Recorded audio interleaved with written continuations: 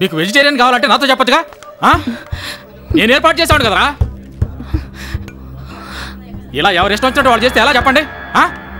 కొంచెం కూడా బుద్ధి లేకుండా. వారు ఎందుకు అరుస్తున్నారు? ఏం జరిగింది? బయట గొడవగా ఉందట, కొట్లన్నీ మూస్తున్నారు. ముత్తు టిఫిన్ కోసం బయటకు వెళ్ళాడు కదా, అందుకని అరుస్తున్నారు.